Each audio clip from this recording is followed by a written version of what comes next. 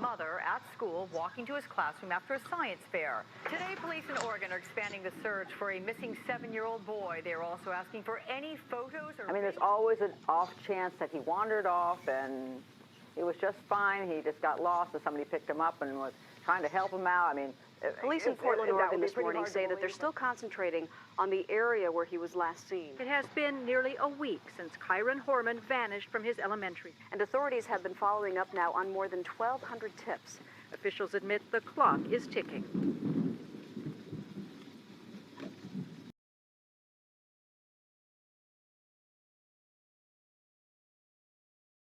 The search would be one of the largest in state history and would end on June 13th. 9 days after he went missing, however, that's when the criminal investigation began back to the family, as things usually go, and all were very cooperative. With the investigators, with the police, all passed polygraphs. All except Terry, the last person to seek Kyron now, although polygraphs. But when she failed it, she more or less painted a big old bullseye on herself, and everything she would do after this point would make that bullseye just even bigger. Talking to her friends, it was revealed that things weren't as good as people thought. Terry was upset with Kane because Kane made her son move out of the house a few months prior. Kane and her son didn't get along, and allegedly she wrote an email to a friend at one stage blaming Kyron for the problems in her marriage to Kane. Allegedly he was abusive and planning on divorcing her, and it seemed like Terry didn't like Kyron very much at all then. 3 weeks after Kyron's inexplicable vanishing, Kane was asked to come into the sheriff's office alone, where he was told an undercover operation was going on at his home. Now it wasn't in relation to the disappearance of his 7-year-old boy. See, allegedly Terry had hired the family gardener Rodolfo Sanchez to kill Kane, what the sheriff told Rodolfo, Rudy for short. That Kane carried around just a lot of money, and just kill him, make it look like a mugging, and even better for Rudy. Right, he carried around usually about 10 grand and an expensive laptop, so you kill him, you get to keep everything. So Rudy and an undercover cop went up to the house and began bartering with Terry. However, Terry, being suspicious, called the cops. Now she didn't cooperate with the undercover operation, so she never actually committed a crime. She wasn't charged. Hello, I'm Tracy Barrett. And I'm Joe Donlin. First at 6, the Kyron Horman investigation takes another turn. Now a reliable source tells News Channel 8 officers were prepared to arrest stepmom Terry Horman for hiring a hitman to kill her husband. More than a month after 7-year-old Kyron Horman disappeared, the focus remains on his stepmother, Terry Horman. Detectives aren't saying that Terry is a person of interest or suspect in the case, but a reliable source tells News Channel 8 that police were prepared to arrest Terry for plotting to kill her husband, Kane. Terry offered to pay a landscaper for the murder, saying Kane had hurt her emotionally, and that an undercover detective accompanied the landscaper to Terry's home on June 26th. The source goes on to say that if Terry had implicated herself in trying to arrange Kane's murder, police would have arrested her. The landscaper was wearing a wire, but sources say Terry suspected something was up and cut the conversation short. Now, regarding the gardener Rudy, was he coerced into taking part in this undercover operation under threat of deportation of not only him but his family? Maybe. In fact, this whole part of the story is a bit iffy. Allegedly Rudy could hardly speak English, and Terry's Spanish was not very good. This whole part of the story, whether it actually was a hitman plot, is kind of taking it with a grain of salt. Anyways, the police told Kane, who got out of the house, and Terry became suspect number 1.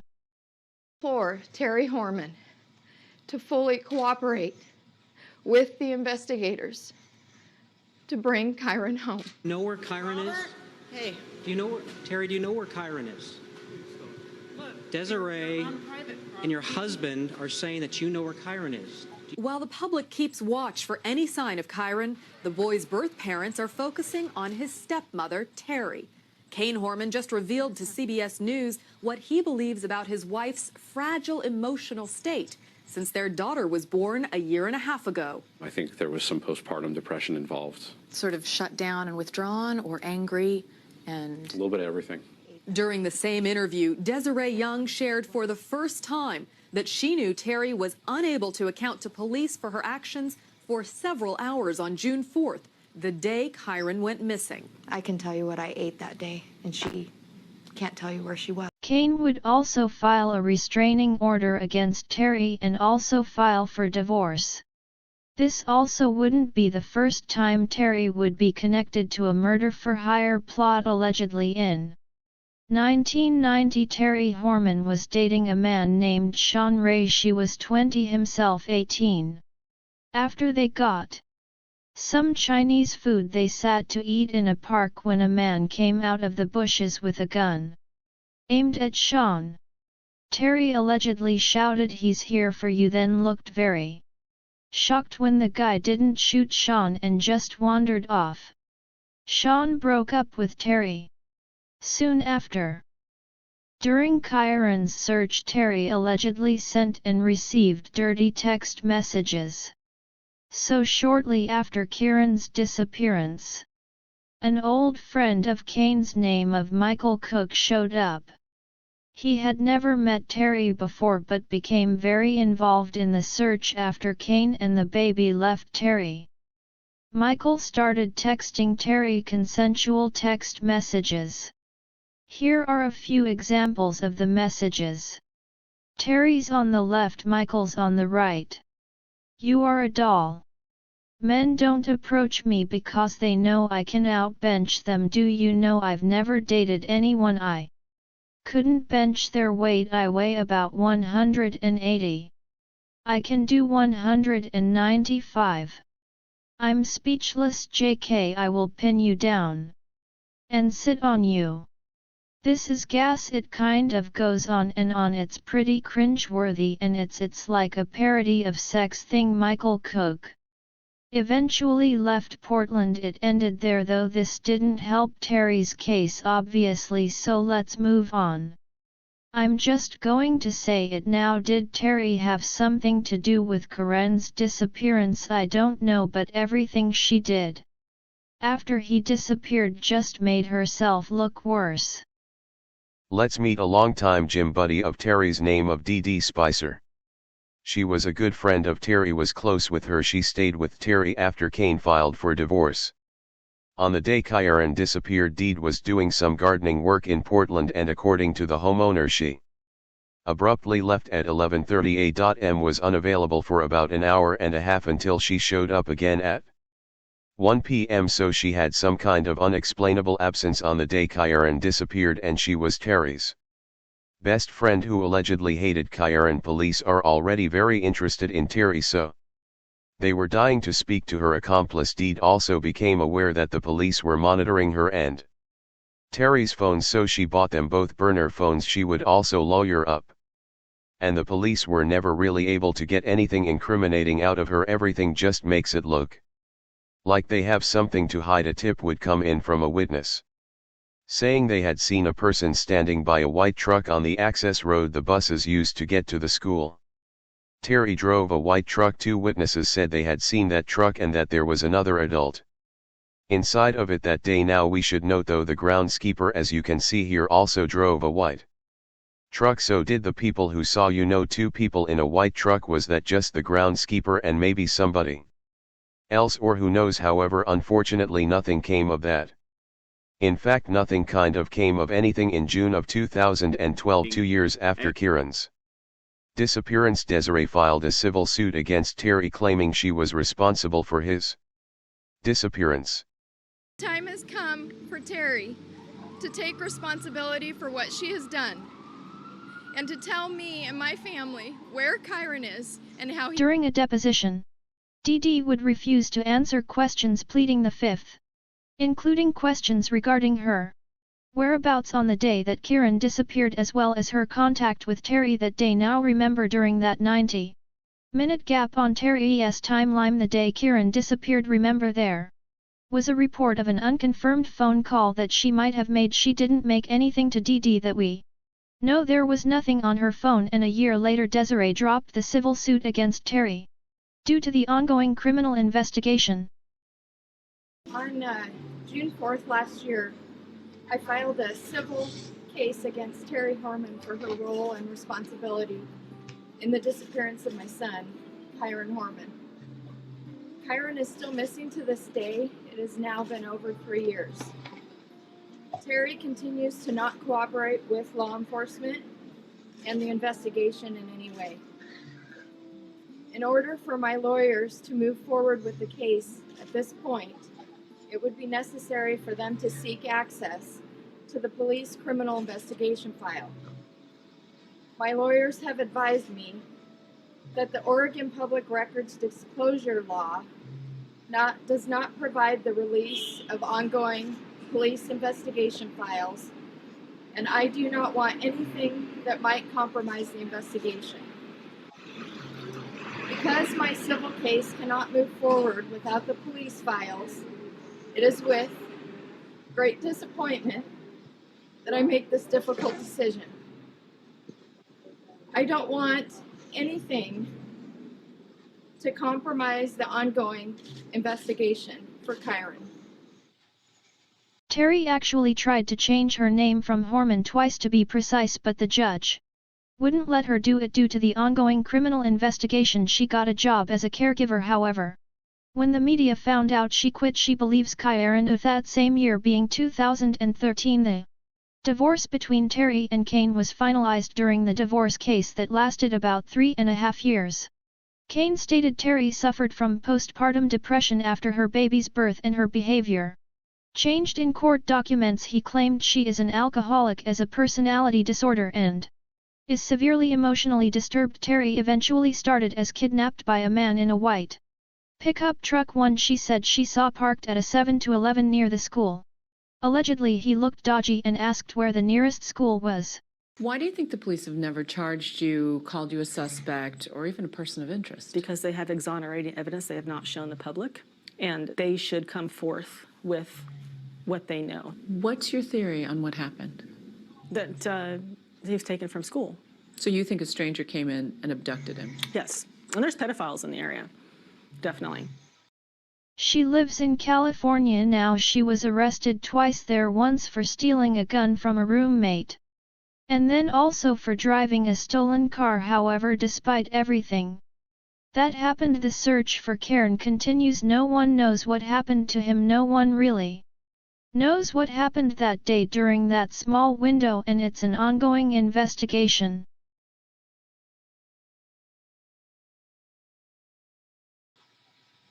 Today marks 9 years since my son, Kyron Horman, disappeared.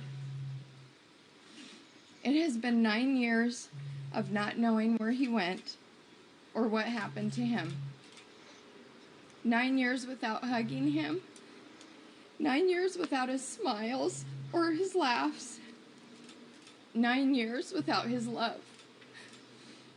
My heart is broken.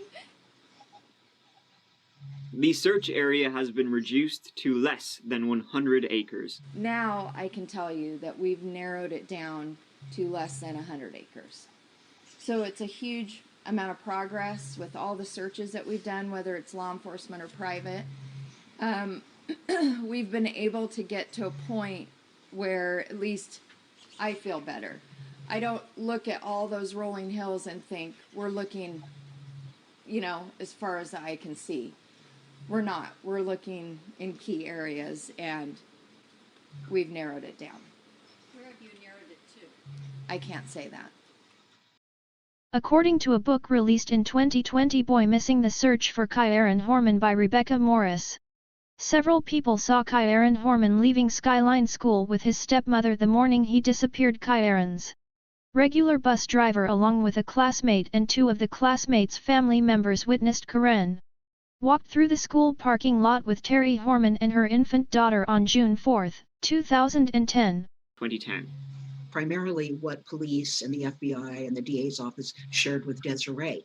Early on, they told her and Kane that, in fact, Terry was seen leaving the school with Kyron, which disputes everything that Terry has said all these years. They pulled back on that statement for a while, but eventually Kane and Desiree were told that it was true, that at least 2 adults and a child had seen Terry walk out with Kyron and with, of course, Terry's baby daughter was with him too. And literally one of the adults said they weren't holding hands walking out together, but they left the school together. So that's circumstantial evidence, but it's very strong. Circumstantial evidence, so much in this case just does not make sense, and there is this like tiny window if Terry is telling the truth. By the way, you know where she saw him walking to class and him not showing up at that class. What happened in that school? Did someone walk in and take him? Did Terry take him? Did somebody else take him out of the school, luring him out of school? Because it doesn't seem like he would have left willingly. He seemed like a good kid who wouldn't, you know, skip class, and he had, you know, a science project he was really excited to show that day.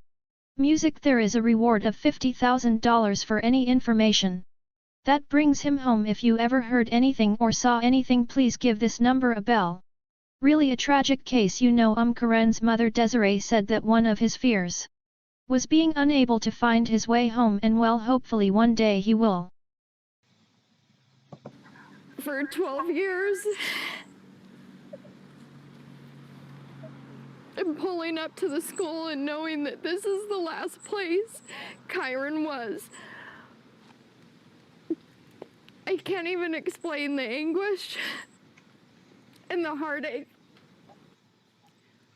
Horman was last seen at Skyline Elementary School in Portland on June 4th, 2010. He was wearing a black t-shirt with CSI in green letters.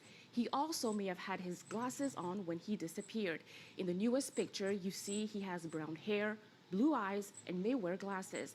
Horman also has a distinct V-shaped birthmark on his forehead. His mother says she can't believe she's announcing yet another new age progression photo. I hope that that helps somebody remember something that they've seen, know that they haven't been followed up on or re-interviewed. Over 12 years, there's a lot of stuff, a lot of tips, a lot of information that has to get followed up on. The Multnomah County Sheriff's Office says they remain just as dedicated to this case as they were 12 years ago. There is a $50,000 reward for information leading to the resolution of Kyron's disappearance. If you have information, call the Multnomah County Sheriff's Office tip line. Galen?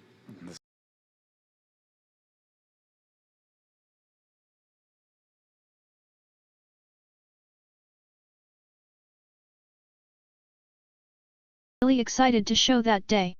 Music. There is a reward of $50,000 for any information that brings him home. If you ever heard anything or saw anything, please give this number a bell.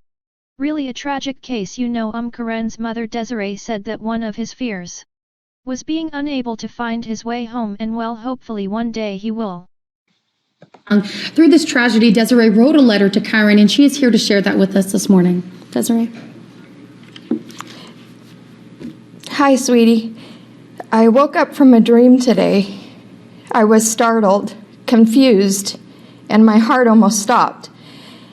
It was a good dream, but as many of them start out that way, that feeling didn't stay.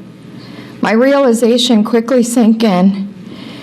It was just that, a dream. In my dream, the police found you and called me to tell me to come quick. As I got to the place where they found you, you ran to me, smiling and crying.